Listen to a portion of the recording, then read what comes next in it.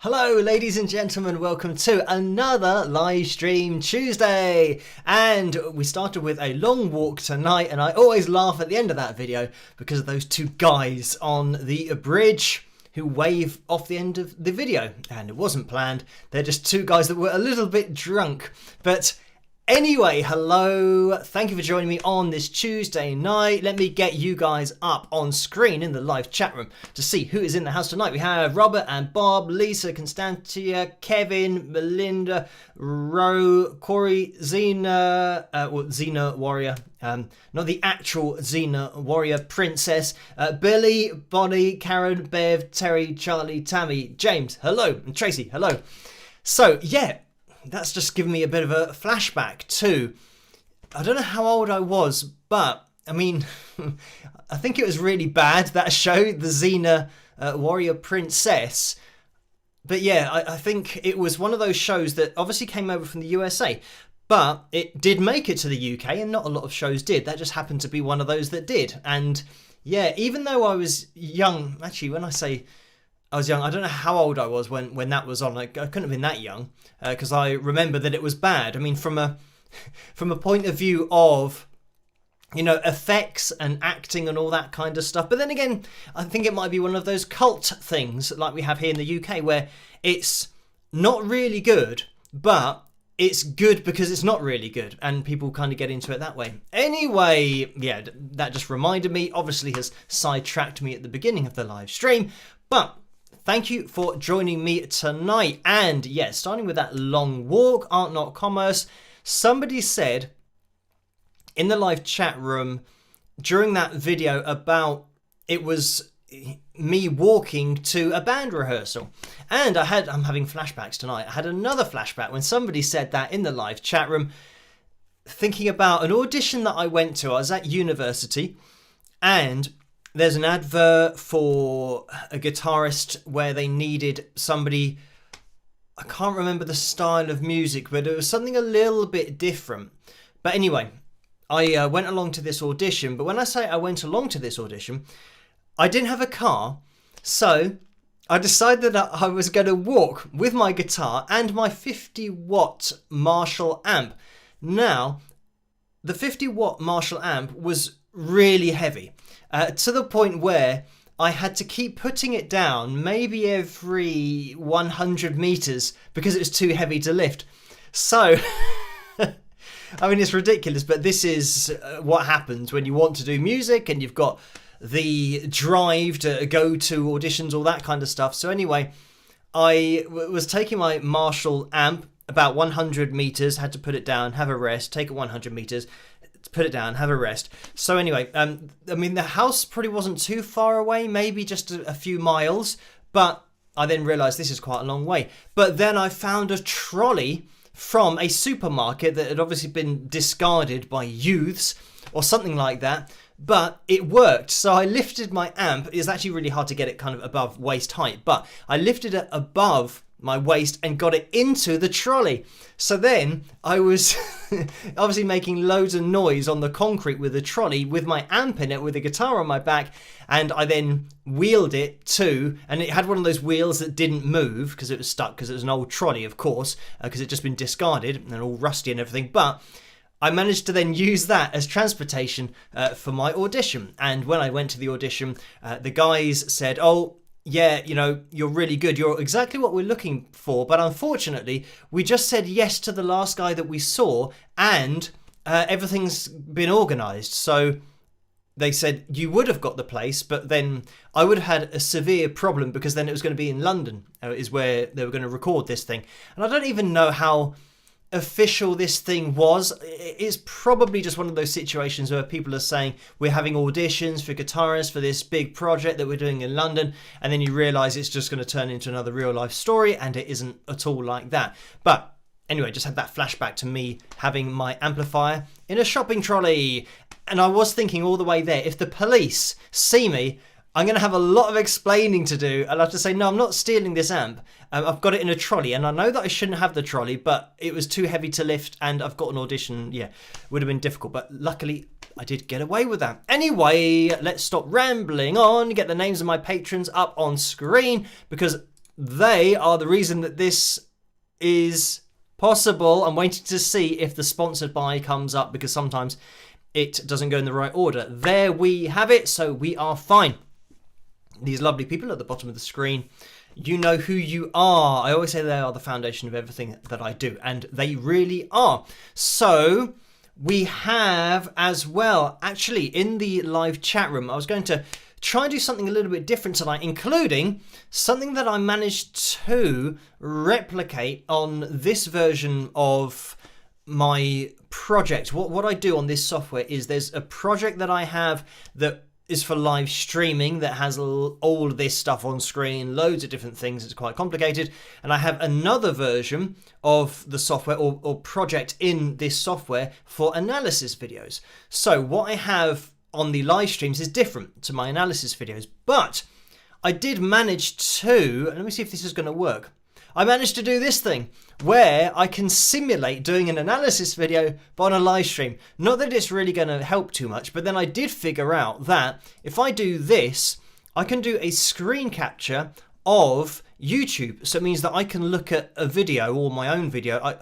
I won't be able to look at other people's videos, especially with copyright stuff on there, but I just kind of had a quick mess around and realised that I could do that. So I was thinking of doing something slightly different tonight, but whether that transpires or not, I don't know. I have put into that live chat room the Q&A, so you guys can ask me a question if you want to. And I do have, let's get the lights goal up on screen, because tonight what we're doing is we are aiming for 300 likes.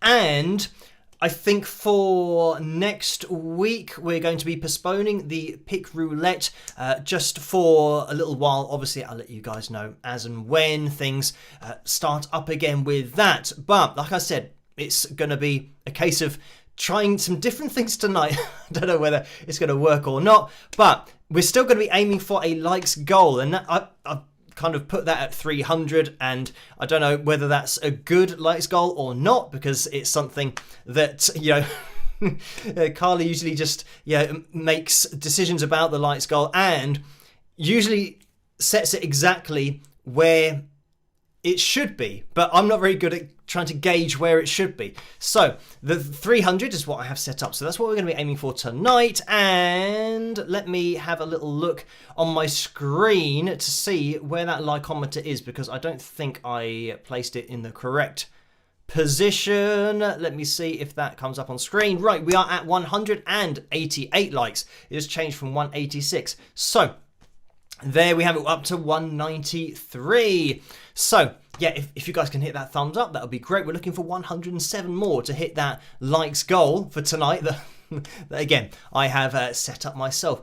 As I said, we're going to be doing things a little bit different tonight. And yeah, hopefully everything doesn't explode or implode. The other thing that I usually get up on screen is the donations tab. I always say you don't have to donate, of course, just watching is fantastic. Maybe hitting the thumbs up and just leaving a comment, introduce yourself in that live chat room. Just that's what happens on these live streams. You'll get to know each other and we'll get to know each other's usernames. So this is the great thing about the Tuesday nights and Saturday nights, that it is in a live setting and I can interact with you guys and you don't have to donate. But for those of you who can't resist and can't stop yourselves from donating, I think it's important that you do know that 35 to 45% goes to YouTube through the super chat window, and between 3 and 5% goes to PayPal through the PayPal window or through the PayPal link, which you can find in the description below. Right, the other thing that I have tonight is a cup of tea, and you might be able to see that. Oh, you can just about see I've drunk maybe half of it. It's Earl Grey for tonight, so I'm organised on the tea front. And I mean, when I pick that up, I should really give it plug of the mug, so I don't forget to do that. If you want to get your hands on any merchandise, then click on the tray underneath this video to be taken through to that spring.com store. And if you don't have the tray underneath this video, then you can click on the link in the description below. So let's move into, I know that there have been donations over on PayPal, so I might just reference a few of those. And first of all, I can see that Lynn donated £123.45. So thank you for that very kind donation, Lynn. And that was, and I saw Lynn actually in the live chat room when we were starting up. But anyway, I can just see that Lisa said, "Where's your tumbler?" It's downstairs in the cupboard. Oh, that's another thing about the tumblers, just reminded me, because on the tumblers, I would suggest not putting them in a dishwasher, because if you do, the wings of Pegasus on there will start to peel off. That's something that I have found. So yeah, I can't remember exactly what the logo looks like, but it doesn't look exactly as it should, because I'm a little bit lazy, and just to save time, I usually throw stuff into the dishwasher and then just deal with it afterwards. And even then, emptying the dishwasher, it just takes too much time. And I kind of see the dishwasher as just another cupboard that I can just leave stuff in. And then if I need a spoon or a plate, then just go to the dishwasher. But anyway, yeah, after it has been washed. So, thank you for that, Lynn, and the message was, thanks for all the fun, and cheers to the moderators for the clean, well-lighted place. So thank you for that, Lynn, and yes, indeed, a huge thanks to the moderators, and, being well-lighted. At the moment, I think lighting-wise, in the live chat room is great. Lighting-wise here, we're just about getting away with it. It hasn't gone dark. So, we will see what happens as the live stream progresses. Right, let me jump into the next one, because it was from Michael for £5. So thank you for that, Michael. And then Nicole donated £10 and 3 pence. So thank you for that, Nicole. And the message was, "Hello, Phil. Always happy to heart from you and watching you. You are bursting the web of the net. A faithful soul, kisses from France." So thank you for that, Nicole. And Paul has donated $2 as well. So thank you for that, Paul. And Tammy donated £25. Thank you for that, Tammy. And the message was, "Hi, Phil. What is the purpose of a cover song?" So,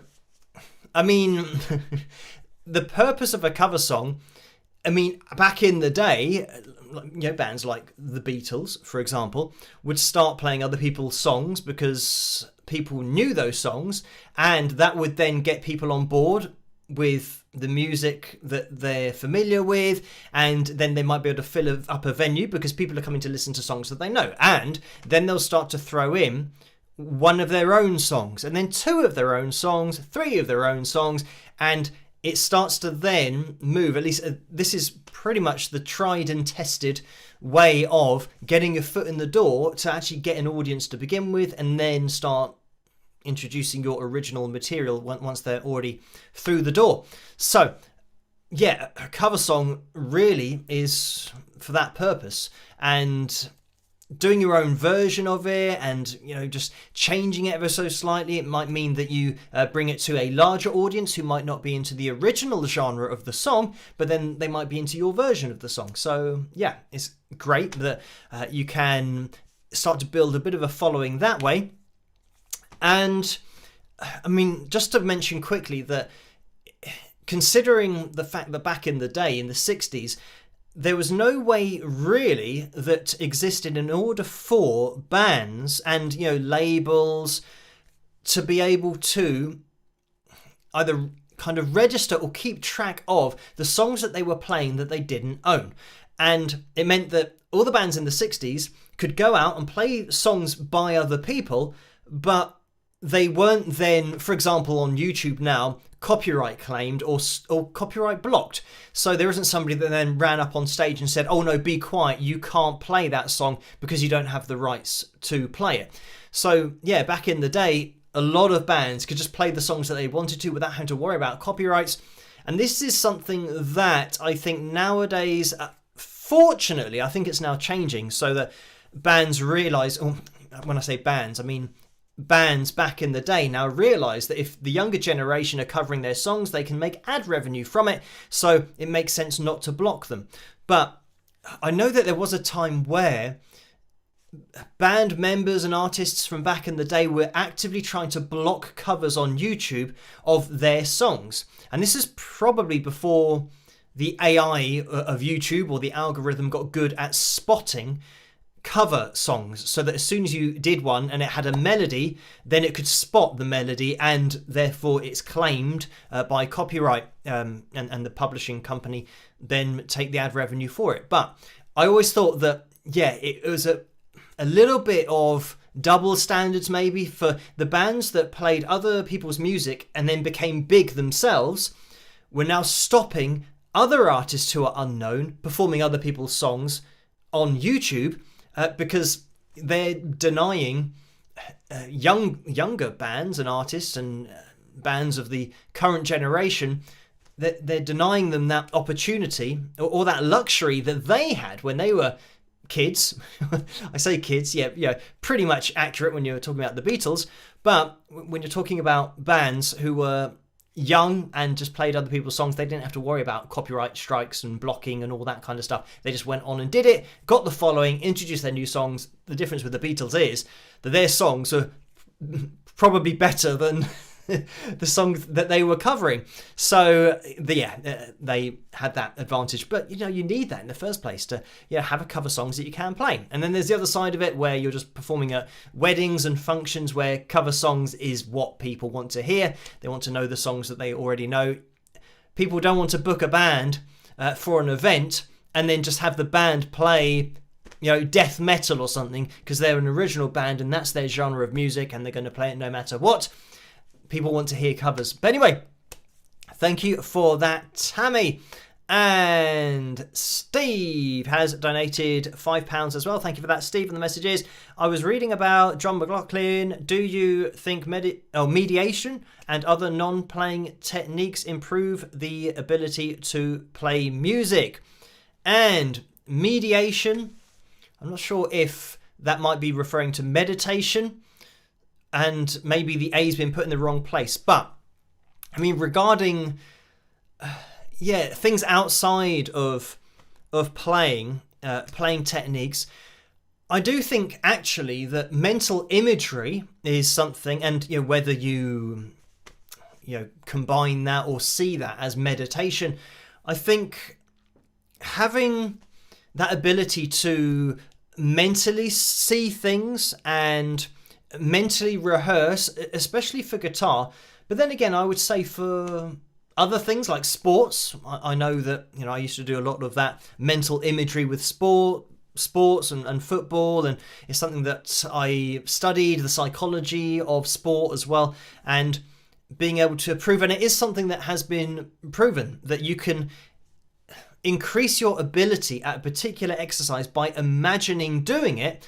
when you compare that to not imagining doing it. You can mentally image your way into being better at something technique-wise, and that goes for guitar as well. And I think a lot of guitarists can just imagine, close their eyes and imagine playing through different shapes and different scales, and you are even just doing that, I'm naturally putting my finger at the space that I would have. I'm going to grab my guitar and say, right, doing a mental imagery, I have imagined I'm holding a guitar and, is this on?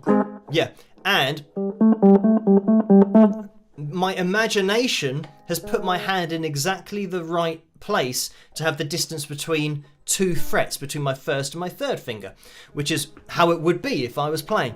So, I mean, there's an example that you can imagine playing and your hand goes to the shape that you would need for playing. So it means that you, even with the right hand, alternate picking, you naturally start to play the notes as you would do. So, yeah, that mental imagery, I think, is something that can work when you're talking about meditation and kind of getting deeper into music, frequencies, all that kind of stuff, getting an appreciation of that. I think it's all down to, what you're into, what you believe, if you think it helps and it's something that you feel frees your mind and you can appreciate music on a deeper level. It's all, that kind of thing. And for me, it's not something that I do. I'd say mental imagery is the thing that I kind of use the most, or I don't say use the most, I'm not always doing it, but if there were one thing, that's what I would be using. And I mean, this goes for the whole thing about hallucinogenics and drugs and all that kind of stuff that, you know, people, when they were smoking particular things, they then found that, or they felt that they were more creative and started to think outside the box and all that kind of stuff. But I think that's totally dependent on your personality and how you view music, and whether you feel you need something to help you to be creative. Because there are people that do that, and there are just as many people that don't do that. And if anything, they find that any use of drugs or alcohol puts them in a place that is negative. And yeah, you don't particularly want to be there because, yeah, it often doesn't end very well. So it just depends on the person and whether they're into that kind of thing or not, or whether it helps them. You know, I think if something helps you and you're not harming anybody, then, you know, you can do whatever you feel like you need to do, you know, as long as it isn't damaging your health as well, because that's another huge part of it. But thank you for that, Steve. And I'm just going to click here because Karen donated £30 as well. So thank you for that, Karen. And that's just the straight up donation. Jennifer has straight up donated £19.44. So thank you for that, Jennifer. Right. 262 likes so far. If you can hit that thumbs up, that would be fantastic. We're aiming for 300 tonight. My not randomly, but just, yeah, pretty much randomly generated number out of my head. But, yeah. Right, let's get everything organised. I can see that there is a donation in that super chat window, so thank you for that, David, for $5. And the message is, hi, do you collect music celebrity autographs? So thank you for that, David. And no, I don't really collect anything of anybody's. I just, I mean, this guitar that Mario sent is autographed by Steve Vai. And I think that's probably the only thing that I've got that's autographed. And yeah, it was sent to me, so I can't even claim that either. So yeah, I don't have anything. And I know that some people are really into collecting stuff, but for me, it's just never something that I've got into. I don't know why. I know that some people have pictures as well, that they go and meet different celebrities. I think probably it's because of the celebrity thing. I've never... I know that people get into celebrities and, yeah, getting pictures of people, getting signatures, all that kind of stuff. But it's not something that I've ever really got into. Like you know, following people or sound like a stalker. But yeah, definitely haven't got into stalking. But, you know, following... I know that people do enjoy following people and... You know, getting a signature, all that kind of stuff. Obviously, yeah, paparazzi definitely follow people to get pictures. But you can occasionally, yeah, see that kind of thing. I mean, I've seen that with, you know, Steve Stevens, who was kind enough to invite me down to Wembley Arena. And, yeah, I met up with him after the show. But I know from being in those kind of environments that, yeah, a lot of people want autographs and want signatures and that kind of thing. So... yeah, I don't know. I tend to just talk to people and I don't think I've ever really got into that celebrity side of things, because I think there's definitely a difference between, especially here in the UK, the word celebrity. What used to happen is that you were celebrated for a skill or something that you were an expert at, or you did something to a very high level. You were celebrated for that ability, and therefore you were a celebrity. That's why people knew you.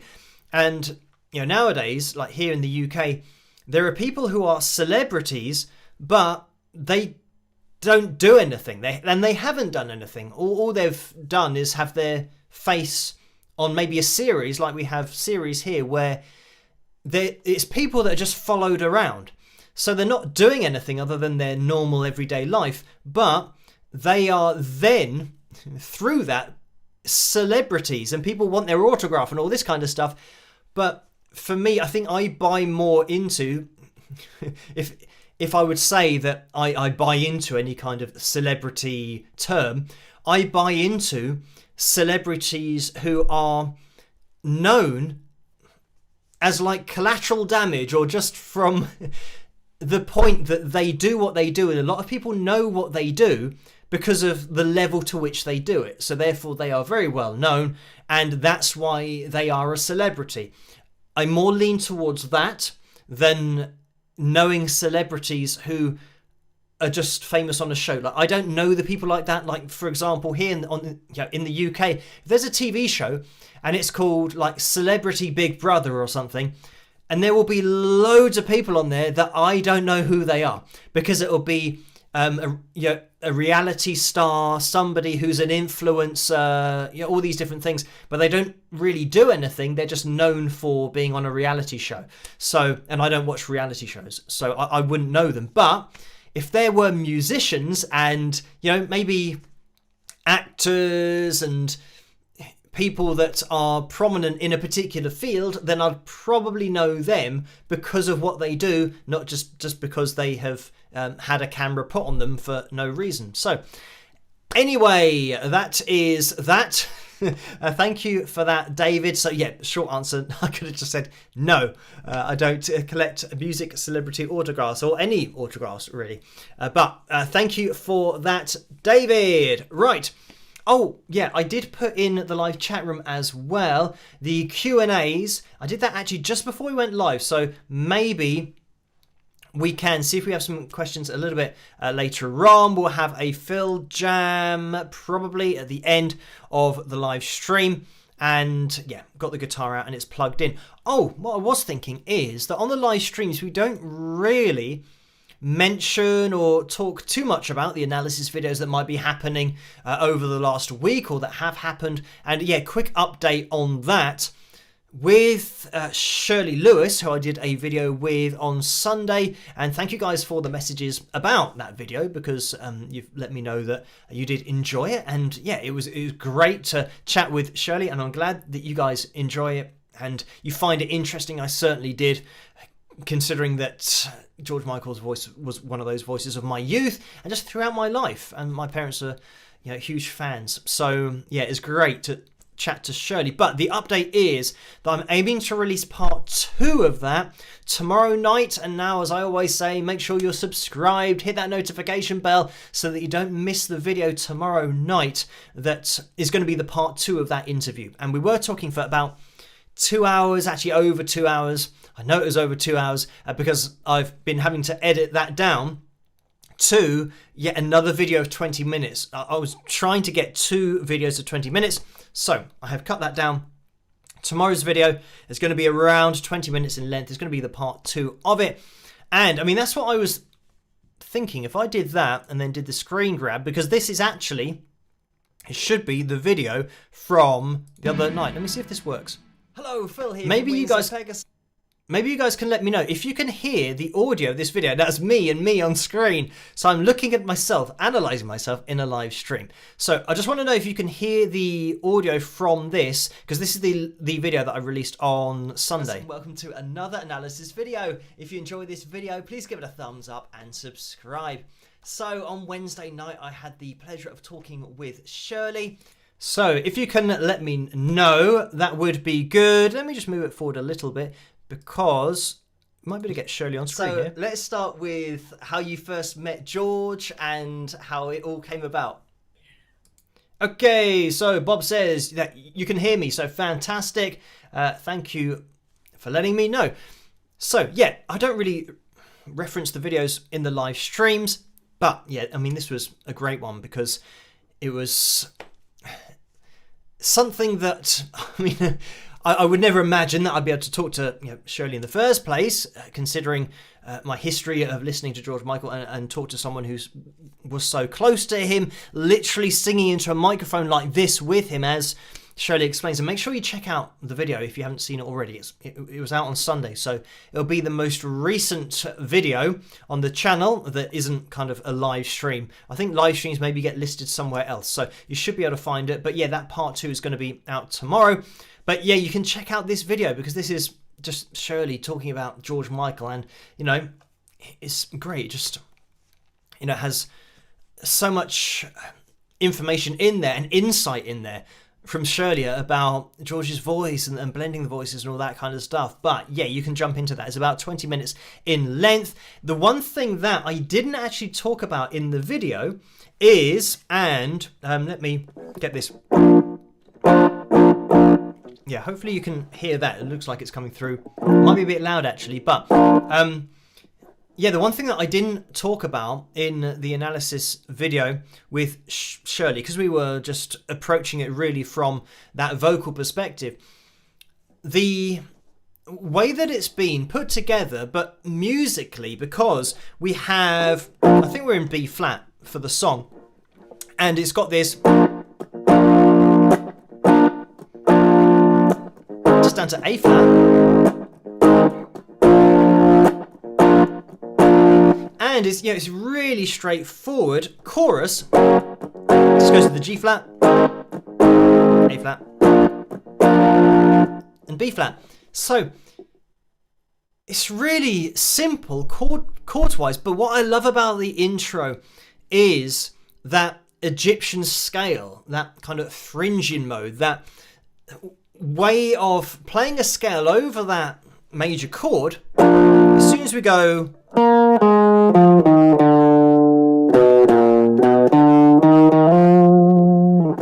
that kind of thing,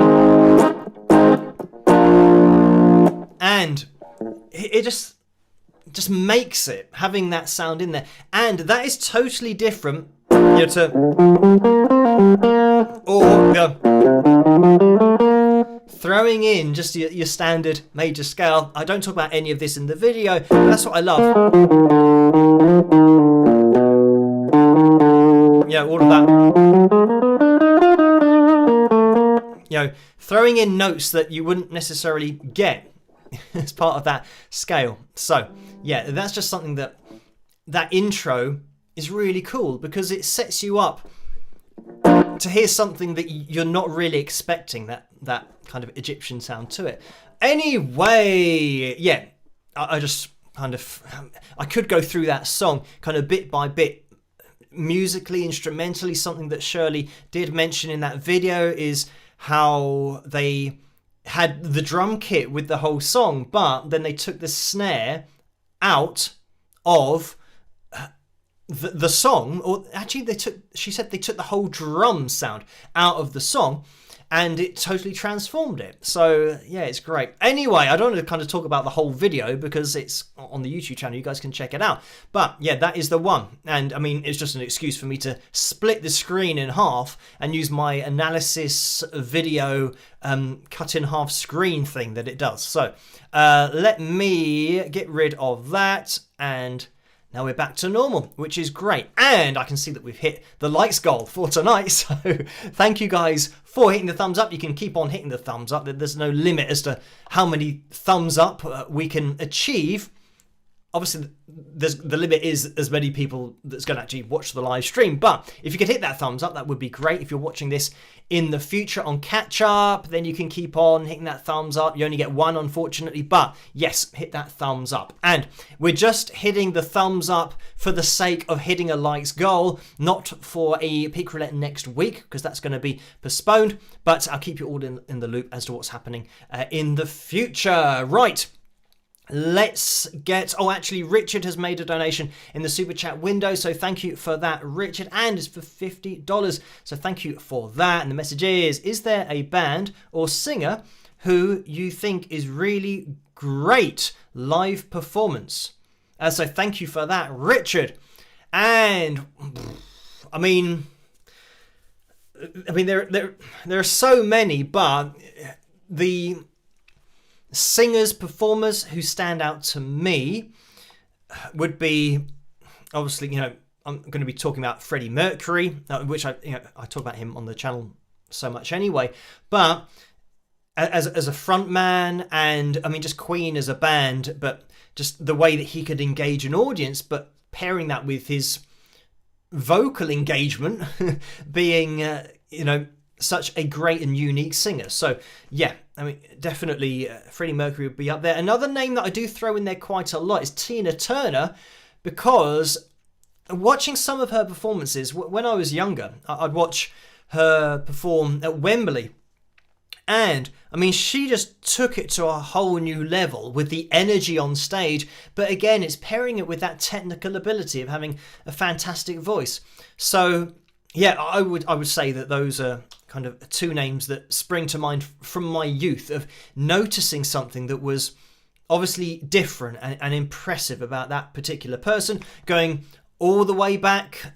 You know, you've got to mention Elvis, the way that he kind of blew the doors off live performances, and combining the showmanship aspect. Jerry Lee Lewis as well. I mean, I'm just going to start throwing loads of names out there, but performers who back in the day really put it out there live from that showmanship side of things. So it's not just kind of sitting down playing your instrument, maybe having a microphone and that's it. It was kind of, you know, putting it to a totally new level, which would then, of course, influence and inspire future artists. And then, you know, but going, you know, all the way back to the guys, you know, like Chuck Berry, for example, on guitar, guys that had an instrument that they played, but they still applied showmanship and entertainment to it.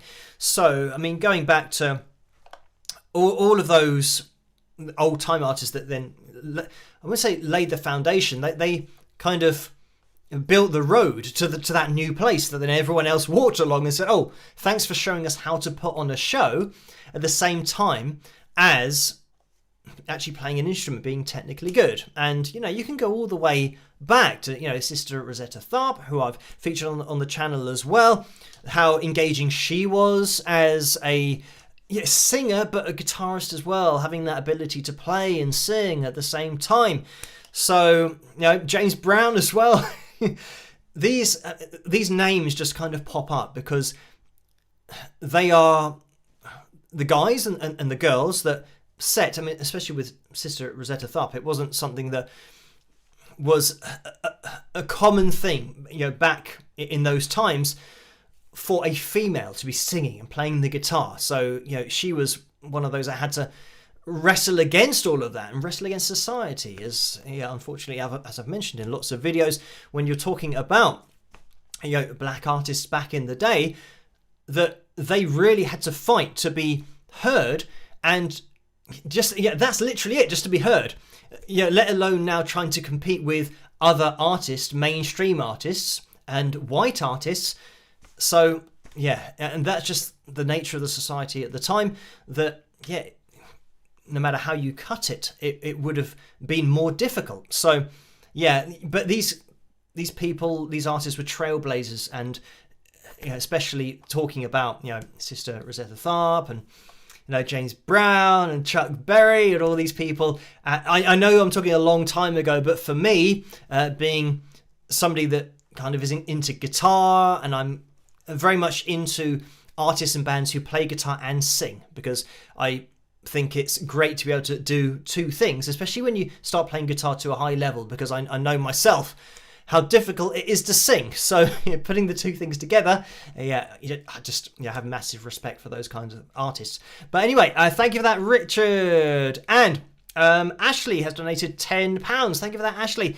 And the message is, been a while since I've been here. Just wanted to show my appreciation for your love and dedication. Hope you continue to inspire more people to pick up their guitars and begin writing. So thank you for that, Ashley.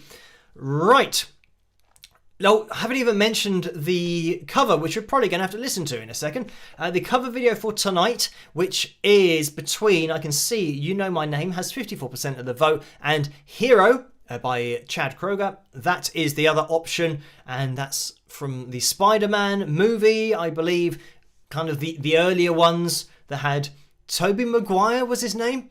I'm not sure, but that's just a name that popped into my head. So maybe he was Spider-Man, maybe he wasn't, but I think that's the film that it came from. But it looks like we're going to be having a look at You Know My Name, which also features Kent Johnson. That was the collaboration that I did with him on violin. So you can, listen out for that. we might jump into that straight away because I can see it's almost 1:45 in the morning. So let me bring that to a close, end that poll. And I think we still have those that question thing going on in the live chat room as well. So yes, you know my name has 53% of the vote. So thank you guys for voting. 267 of you deciding what you want to hear. Right, let's jump into this, and I hope you guys enjoy it, and I'll see you after. Rock!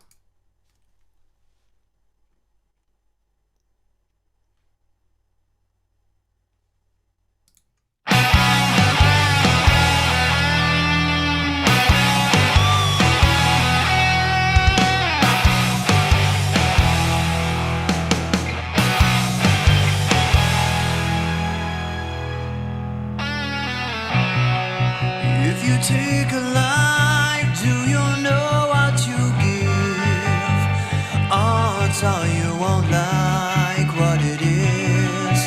When the storm arrives, would you be seen with me by the merciless eyes of deceit? I've seen angels fall from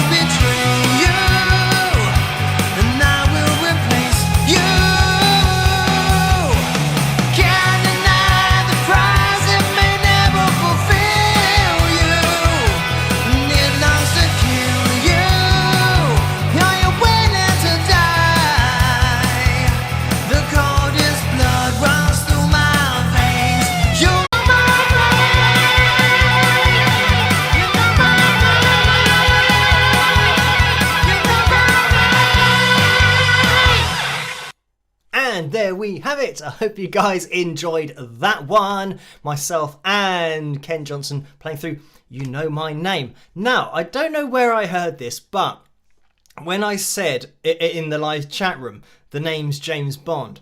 James Bond. I don't know where I've heard that before. It's got to be from something that I remembered because I found it really funny wherever I heard it. The fact that he just says his name twice, but emphasising the James the second time, as everybody knows. But yeah, I have to, maybe people know in the live chat room, I do not know. But maybe, I mean, there's never been, to my knowledge, a 70s or 80s long-haired looking James Bond. So maybe I have to throw my hat in the ring for the next James Bond. I know that, is it Daniel Craig? I think, I don't know why I'm questioning his name. I think it's Daniel Craig, who was the James Bond that he did. I don't know how many films. Was it 4 or 5? But then he said that he wouldn't do another James Bond movie, you know, for kind of all the money in the world or something. And he said that he was definitely giving up and stopping it. And then I think they offered him some ridiculous figure. So then he did another James Bond film. But I have to say that I do enjoy those more recent James Bond films that have a slightly more serious tone to them. Oh, a bit of trivia for you, that the James Bond movies that were made with Daniel Craig, the director, I can't remember who it is, but the crew that were going to be writing Casino Royale, they had seen the Bourne Identity, which had been released, and had this kind of edgier approach to it, lots of different cuts and everything, and it wasn't like the old James Bond of having kind of these, quips and smart remarks, like, a guy's head falls off and he says, "Don't lose your head," all those kinds of things. Even though I think they did keep that with Daniel Craig, but it was a little bit more acceptable because the rest of the movie was quite serious. So anyway, that's why the James Bond films, in my opinion, got quite good and a little bit more serious, is because they'd seen Jason Bourne. And I wouldn't be surprised if Jason Bourne, the book, was kind of based on James Bond. I don't know. But it's funny how these stories kind of, intermingle and correlate to each other. So that was, I have to say that I do enjoy those movies. But I think Casino Royale, obviously, that song as well, Chris Cornell, is one of those themes. I think I have said that it's my favourite Bond theme. And I think I'd have to stick with that. But just the movies in general, I like the kind of vibe. But I don't think, if you did 4 or 5, I'm not sure. Oh, there was Skyfall, and I'm not sure of the other ones. So I think I watched Casino Royale, Skyfall. Actually, there might have been one after that. Quantum of Solace, is that another one? Anyway, raiding my memory banks. But, right, let's... Pete has donated 50 Norwegian kroner, so thank you for that. Or PT, just a bad pronunciation by me. I think I read that incorrectly the first time through. The message was, "I'm still sleeping but had a call of nature. I guess I was born to be wild. Have a nice live stream." I just did. So thank you for that. And that's I think something, as you get older, these things just happen. And as they say in Jurassic Park, when you gotta go, you gotta go. And it is entirely true. Hopefully there isn't a Tyrannosaurus Rex anywhere near. I mean, what a movie that was, by the way, Jurassic Park. That was one of the first movies that I saw. I don't know whether it was a PG rating, something like that, but when was it released? I must have been, I don't know, like 9 or something. Maybe it was kind of early 90s, 1990, 1992. So it meant that when I saw that movie, it was probably the first movie that I saw where I was amazed at the effects because of the dinosaurs just like looking so amazing. So and another bit of trivia. I'm just kind of getting onto trivia here tonight. Did you know that with Jurassic Park, you probably know this, that they were going to use like what's it called, stop frame animation or something like that, where the dinosaurs were made out of like plasticine. I was going to say Play-Doh, but that's like the kids version. But the dinosaurs, you move it just a little bit, like they did back in the 60s and the 70s. Move it a little bit, take a picture, move it a little bit, take a picture, then put all those frames together, play it as a video, and then it gives that effect of the dinosaur moving. They were going to use that in Jurassic Park, but then once they actually got quite far into the process of planning the movie, somebody said, check out this that we can do to make the dinosaurs. And it was cutting edge technology at that point, and obviously totally transformed the artificial, there's a fancy way of saying this, but CGI, computer generated image, something that totally pushed the boundaries on that. So they then decided, okay, we're going to jump fully into this way of doing it and forget what we were going to do with the little plasticine dinosaurs, and they jumped straight into it, and we all know the result. It was just amazing on a totally different level, but that was really cutting edge technology at the time. So anyway, yes.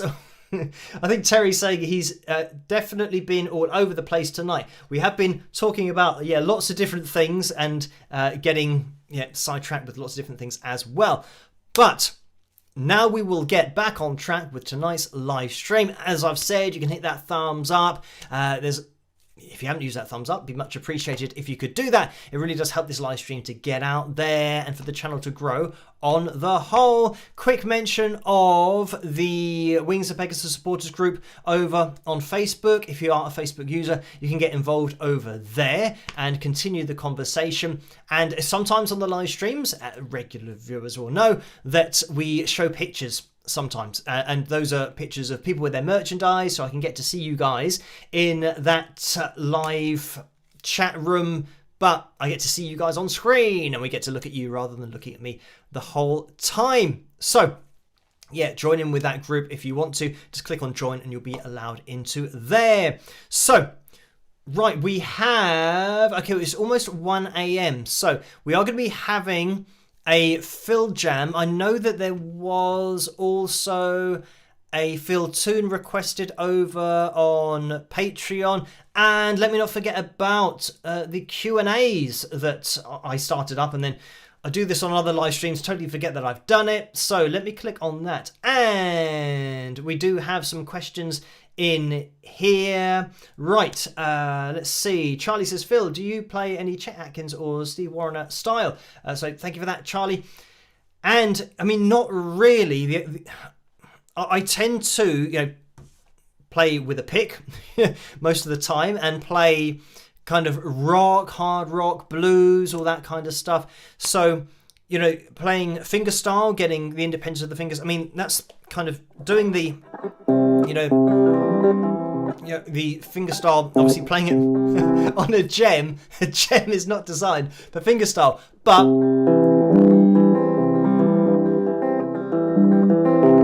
jumping from string to string and supplying that that bass line isn't something that I've worked out in my own playing or my own music, but it is something that I've had to work out in order to teach people how to do it, who might want to play Simon and Garfunkel, for example, songs that are fingerstyle, and some songs that are very popular. So I'll do that actually.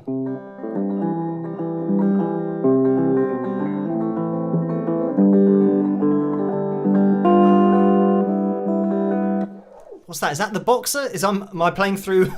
I might be actually playing a song. Just from kind of getting into that style of getting that running bass line going.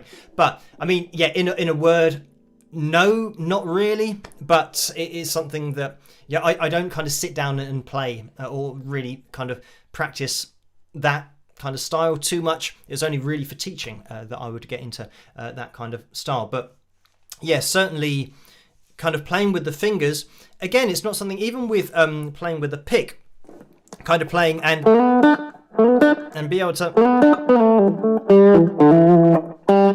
that second finger there. Oh, I don't know if you can actually even see what I'm doing, but I have to kind of lift my leg up so that we can see it on the right hand. But going up and here, and you can't see it, but using that second finger to get that kind of pluck of the string, because it makes it a lot more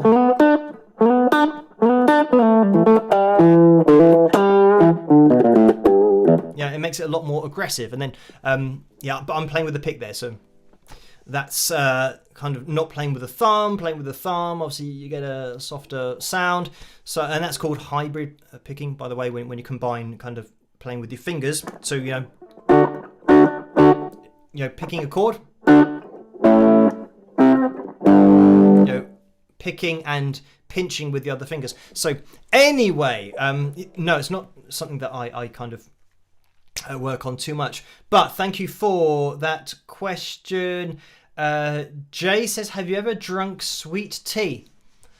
I don't know what that is. Is that like lemon tea or like peach flavoured tea? Because I've had that before and that is kind of sweet tasting, but I don't know if that's a different thing, because if it's just called sweet tea, then I haven't drunk sweet tea, because I don't know what that is. But thank you, Jay, for that question. And TGQ says, would you ever consider a live concert via UT. So I'm not sure what that means, or is Y next to U? It is. So maybe that is YT, YouTube. So I did one in the past. I did a live stream gig that went out to, I think maybe 23 or 27 countries, something like that. But the thing about that was, I mean, like everything that I'm doing, is that I was organising it all myself. So it was actually a hell of a lot of work, because that was before live streaming was normal. I had to rent out a server in Germany and route it through there to then the other countries in order to do a live stream gig. So that's something that I did do. And I mean, kind of back there, I had all the time to kind of organise it all and, you know, do rehearsals, all that kind of stuff. So yeah, I did that. It was obviously a lot of work, and thinking of doing that again, I think it would have to be something that was easier for me to organise, and it's just having the time. I mean, that's my main problem on a day-to-day basis, is just having time to do stuff because of the amount of subscribers, amount of messages, emails, comments that I get. I do reply to everything myself, so it's just literally full on every day, and you know, there's never really any time that I would have to kind of set it all up and do rehearsals and stuff. But I never say never in the future. If something changes and then, you know, for some reason I might have a team of people, maybe that would then make it possible. But yes, certainly it's not something that I would be able to do at the moment. So Nalita said, do you think the melody is as important as the rhythm?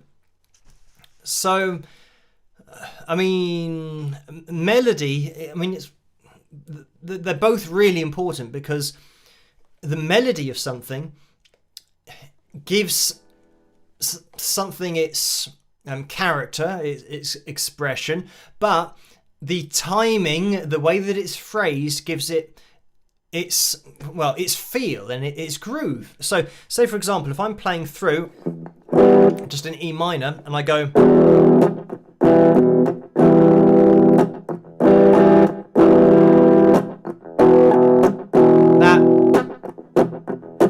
you know, I'm kind of putting something in there so that when you count through and go 1, 2, 3, 4, 1, 2, 3, 4, 1, you now kind of got a reference point.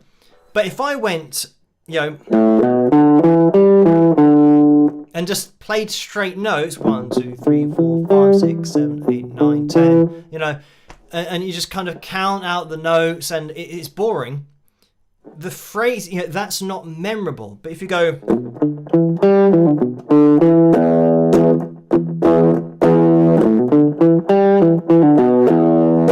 and you now phrase those same notes differently, it now kind of fits in with what's going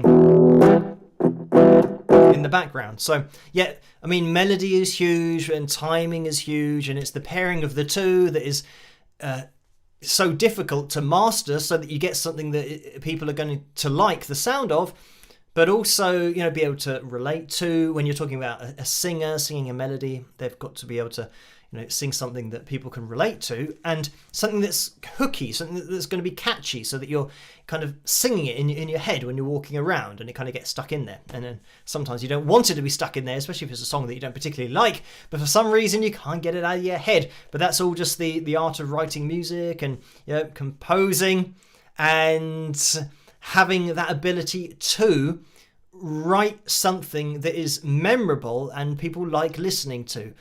And can connect to a lot of people. That's, you know, it goes for lyrical content as well. So yeah, because there are loads, I've said this loads of times, there are loads of technically gifted musicians and artists, but writing a great song is something totally different. You know, you can play 1,000,000 notes a second on the guitar, but you might not be able to write a good melody. So all of these notes that you've got, all of this speed that you've got, you still might not be able to play melodically that actually connects with an audience. But you can play fast, so it might be impressive from a technical standpoint, but it's making that, you know, connection with the art form. And it's that Claude Debussy, which is something that Phil Palmer, who I was talking to, quoted about Claude Debussy saying that music is what happens between the notes. So it's very much saying that, you know, if you're playing loads and loads and loads and loads and loads of notes on the guitar, there's no music to that. There's no space for music to happen. So yeah, it's kind of playing melodically, playing with timing. So they're both really important. But thank you for that, Nalita. Anyway, we've done it's 7 minutes past 1. So we've done a few questions for tonight. And I did say that we get a fill tune, but I tell you what, maybe we'll jump into a fill tune and then maybe a fill jam. I don't know. So let me have a quick look into that live chat room. Let me guys. It's just like I'm requesting something. But I was going to say, let me know, guys, if you want to see either. Well, we'll maybe do both. 7 minutes. The more I talk, the less time we have. So let's jump into it. Just pick a random one of these fill tunes, and I'll click on it, we'll watch it, and then we'll get into the fill jam at the end from Joe's backing track. So I'll see all the tracks that he's linked me to. So I'll see you guys in a second. Rock!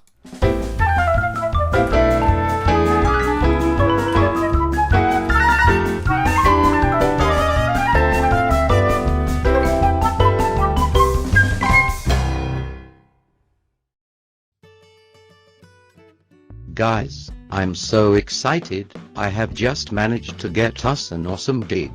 Well, I do hope our definition of awesome coincide. Well, I know a guy who works at a pub and he said we can play there this Friday night. You know a guy. So far, to be honest, I'm on the fence about this gig. Persuade me. Where is the venue? Will I have heard of it? The pub is called the Golden Guff. It is in Surrey. My friend has told me it will be amazing. We need this gig. Well, it certainly sounds like a reputable joint. It's about an hour's drive, but I'm going to trust you on this. Let's book the gig. We won't regret it. The place will be packed. I can't wait. Wowzers, this pub really looks like a library. Hello there. Do you work here? Yes, I do. Yes, we do need help. Thanks for asking. We are the band who are playing here this evening. What is the plan? Are you sure there's live music tonight? Well, I ruddy hope so. If not, my bandmate has yet again stitched me up, as well as himself. So, who is in charge? I am the only person working here tonight. Well, at least we know, therefore it will not be busy tonight. Great. Where is the stage, and we'll start to set up? Well, whenever someone has played an acoustic guitar, they have been sitting here, so you can play in this area. Oh my guff heck of frig. You may actually notice there are tables and sofas in the way, not to mention just being a woeful position for music. I'm afraid you'll have to move the table and sofas out of the way then. Well, as I'm a musician and I want to play, I will do this manual labor in addition to the hour's drive. I also assume we are not getting paid for this gig. That is correct. At least you're holding up your end of the bargain. Well, let's get to work, guys. These sofas look like the heaviest sofas we will ever lift in our lives. I'll leave you to it, and I'll make sure that if you need anything, I will be impossible to find. Many thanks for following standard protocol. Great job, guys. It only took an hour and I think I've got a hernia. But I'm sure it will all be totally worth it and not a gig we should have declined. Just the person I was looking for. So, where is the PA? Is it quite heavy to lift? And also, how many channels does your mixer have? We don't have a PA here. Ha ha ha ha ha. That was a fantastically great joke. Wasn't it? Or should I say, it better have been. No, what you see is what we have. That, I'm afraid, is sweet guffaw. Well, what do you usually do on live music nights then? Jacob usually does all the band stuff. He's not here today, but I have his number if you want to talk to him. That might be an idea. At least every last detail of this gig has been meticulously planned by the venue, otherwise we could all look like absolute total amateurs. Hello Jacob, I'm Phil from the band that are playing at your pub tonight. Where is the PA? And the mixer? For the gig, okay, so it's in your car. And you are in your car at the moment. And you're 5 hours drive away. Do you think this may be an issue? Considering we're playing in 45 minutes, you didn't realize what the time was? Oh well, that is a very acceptable excuse. I mean, how could anyone ever have foreseen these unlikely turn of events? Unbelievable. So here is the situation. The PA is 5 hours away. We have 45 minutes until we start. So this venue has quite truly rogered our collective bums in the guff. Oh dear. I can't help feeling partially responsible for us being in this position. Yes, I wonder why that is. Just so you know, your friends and family are also just starting to arrive. They must have made the hour-long drive to support you. Oh. Great. Well, as ridiculous as this sounds, I have purchased my own PA, so that if a music venue is retarded enough to not have any equipment, I have everything. It just so happens it's in my sister's boyfriend's van, who should be here shortly. So, it seems that you as a collective venue won't have egg on your face. You jammy dodgers. I don't understand. Oh, just that to the innocent onlooker, you'll look like you have a great PA system and are a great live music venue, when in fact you are actually a total load of rubbish guff venue. With no idea, and couldn't organize a piss-up in a brewery. Present location accepted. No offense. None taken. You are seriously mentally vacant. I'm going to slag off this pub to my family now. Bye.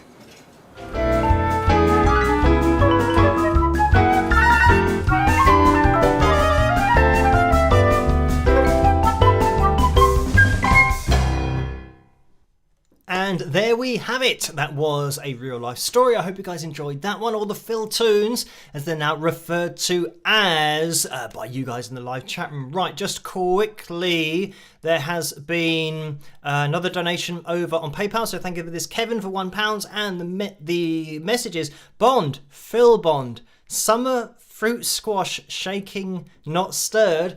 So thank you for that, Kevin. Shaking, not shaken. But yes, with some ice in there, of course, on the rocks, as they say. So thank you for that, Kevin. Right, now we are going to be jumping into this Phil jam that's over here. I've got the gem out, so we'll probably just jump into, I don't know. Ooh, I always don't make a note of what we've done. I can't remember which one we did last time, but I'll have to go through the list and try and remember what we've done. Right, let's have a look at the prog rock list. Okay, what Joe's done is he's written underneath the videos just a quick bit about it. So this one says, a fun one to jam to, feels epic, F sharp minor, so not a typical key, but short, 4 minutes. If it's short, we will have a look at this one. Let me click on that. Now, I don't think this is called cinematic. Oh, hang on, let me mute the advert. It's called Cinematic Prog Metal Backing Track in F sharp minor, BT 290, N and M Creation. Let me skip the advert. Is the site that it's from, the YouTube channel. So it is N and M in capital letters, Creation. And right, so I don't think I'm gonna be using this particular tone. That's probably going to be better. Right, yeah, I'm hoping that this is for progressive metal. Going clean would be a bad idea. Right, let's have a listen to this. As always, the levels might be a little bit rubbish, but we will see. If you can let me know in the live chat room. And it's only going to be 4 minutes, so I'm going to have to you have to play really fast. No, I won't play really fast. Just whatever this is.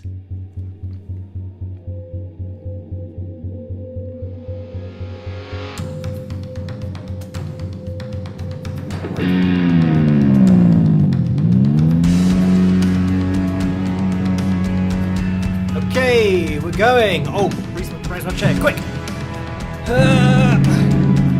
Just smacking the guitar on the desk. Not good.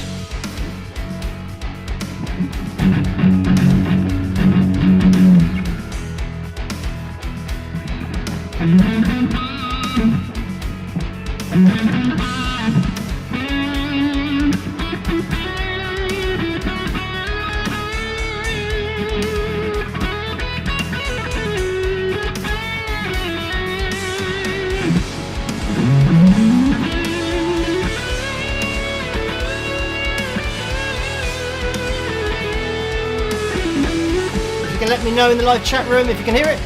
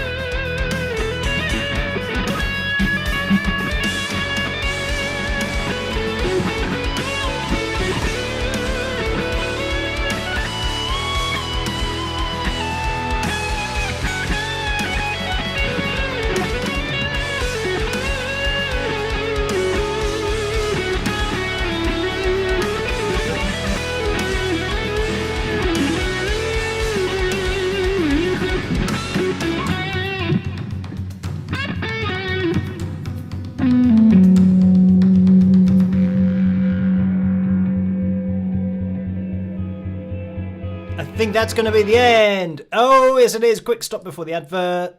There we have it. So yeah, that was a quick backing track for tonight, but a cool one. So yeah, cinematic prog metal backing track in F sharp minor with a line and then BT 290. So that is N and M Creation. If you guys want to have a jam along to that yourselves, check out that YouTube channel. And yep, thank you, Joe, for linking me to that. Right, we are going to be calling things to a close for tonight's live stream. So thank you guys for joining me tonight. I'm going to be here tomorrow night with part 2 of that analysis video with Shirley looking at George Michael. So make sure that you check that out. That's part 2 of that interview. And another video coming away on Friday. We'll be live streaming again on Saturday night as well. So have a fantastic rest of your week. And as I always say, try to stay as sane and as safe as possible in this crazy world in which we live in. As always, a huge thank you to the moderators during the live streams as well. And yes, I will catch you guys tomorrow night. That's going to be 8 p.m. Actually, I don't know whether I'll have to release it maybe a little bit later, 8:30 or 9. Anyway, it's going to be out tomorrow night, definitely between 8 and 9 p.m. here in the UK. Our clocks changed at the weekend, so yeah, I'm still like an hour behind where I should be. But anyway, thank you for joining me tonight. I hope that you have a great rest of your morning, afternoon, evening, whatever it is where you are. And I'll catch you guys at the next one. Rock!